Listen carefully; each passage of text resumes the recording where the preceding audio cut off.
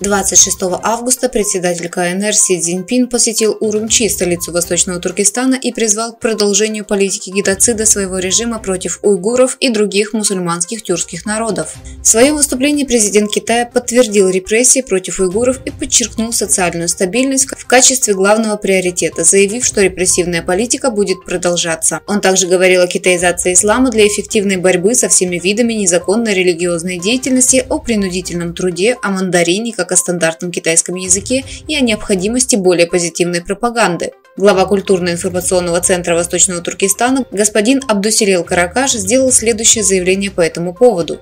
Си Цзиньпин, диктатор китайских коммунистов, вы китаизируете ислам в течение 10 лет, вы китаизируете его, потому что люди в Восточном Туркестане даже не могут использовать слово «селям». Под систематическим давлением и политикой ассимиляции со стороны правительства китайского режима целый народ в Восточном Туркестане подвергается ассимиляции и геноциду. На национальном, религиозном, политическом и культурном уровне все некитайские народы турецкого происхождения в Восточном Туркестане являются жертвами этого угнетения. Ссылаясь на визит делегации Организации исламского сотрудничества в Восточный Туркестан по приглашению Китая и напомнив, что так называемые мусульманские ученые являются инструментами китайской пропаганды, Каракаш сказал: «Народ Восточного Туркестана просит мусульманских ученых, исламские организации, движения, мусульманские страны и политиков поддержать народ Восточного Туркестана и хочет, чтобы они приняли меры, чтобы положить конец китайскому колониализму».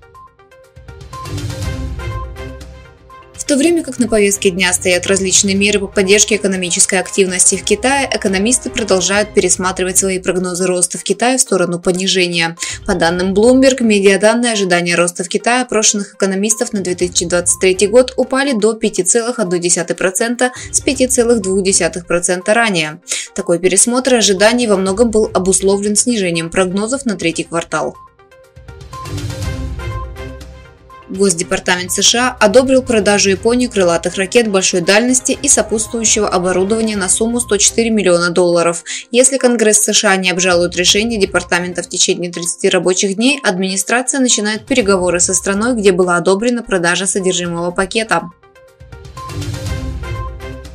Заместитель министра обороны США заявил, что китайские вооруженные силы растут, но США сохраняют свое преимущество в области военных технологий. Заместитель министра обороны США Кэтлин Хикс заявила в понедельник на конференции по военным технологиям в Вашингтоне, округ Колумбия, что императив инноваций имеет решающее значение во время стратегической конкуренции с Китаем, которую Хик назвала относительно медленной. «Мы ответим массе НОАК своей массой, но нашу будет труднее планировать, труднее ударить, труднее победить», сказала она, имея в виду Народно-освободительную армию Китая.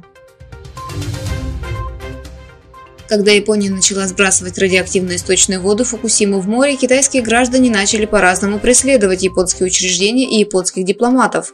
Япония призвала Пекин прекратить такое поведение. С призывом выступил сам премьер-министр Фумио Кисида. Он заявил, что в японские дипломатические учреждения и школы бросали камни, а телефоны японских учреждений были заблокированы. Заместитель министра иностранных дел Японии Масатака Окана заявил, что вызвал посла Китая У Дзянхао, чтобы попросить китайский народ вести себя спокойно и ответственно.